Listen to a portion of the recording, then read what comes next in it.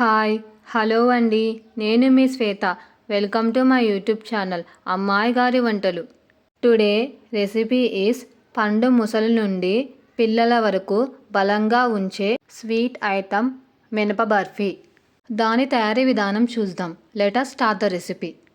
ముందుగా ఒక గిన్నెలో 1 కప్ మినప్పప్పు, 1/2 కప్ పెసరబ్యాలు, 1 టేబుల్ స్పూన్ బియ్యాన్ని వేసి లో ఫ్లేమ్లో రోస్ట్ ఫ్రై చేసుకోవాలి.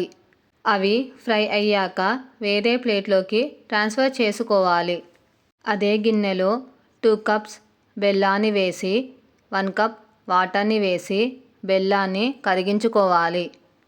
వేడి మీద ఉన్నప్పుడు స్పాచులాతో బెల్లాన్ని కట్ చేసుకుంటూ బెల్లాన్ని కరిగించాలి. బెల్లం పూర్తిగా కరిగాక స్టవ్ ఆఫ్ చేసుకోవాలి. రోస్ట్ ఫ్రై చేసుకున్న పప్పులు చల్లారాక మిక్సీ జార్లో వేసుకొని ఫైన్ పౌడర్లా గ్రైండ్ చేసుకోవాలి. గ్రైండ్ చేసుకున్న పప్పులను కొద్ది కొద్దిగా బెల్లం పాకంలోకి వేసుకుంటూ స్పాచులాతో కలుపుకోవాలి. గ్రైండ్ చేసుకున్న పప్పులు మొత్తం వేశాక చివరిన బలం ఎక్కువ పెట్టి స్పాచులాతో కలపాలి. కన్సిస్టెన్సీ ఈ విధంగా వచ్చాక స్టవ్ ఆన్ చేసుకొని 2 టేబుల్ స్పూన్ నెయ్యిని వేసి స్పాచులాతో కలపాలి. స్పాచులాతో కంటిన్యూస్గా కలుపుతూనే ఉండాలి, లేకపోతే ఇది అడుగంటుతుంది.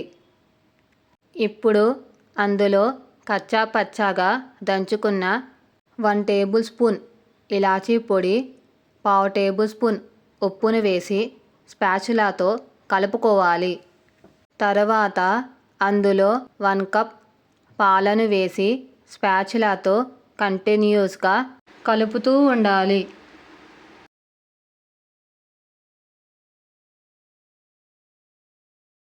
కన్సిస్టెన్సీ ఈ విధంగా ఉంటే చాలు.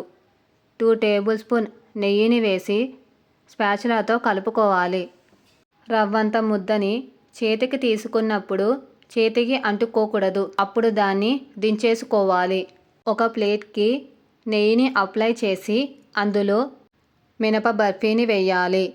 అది చల్లారాక నైఫ్తో స్మాల్ పీసెస్గా కట్ చేసుకోవాలి. మినప బర్ఫీని ఒక ప్లేట్లో సర్వ్ చేసుకోవాలి. మీకు ఈ రెసిపీ నచ్చితే ఒక లైక్ చేయండి. మీ లైక్ నాకు బూస్టప్ని ఇస్తుంది.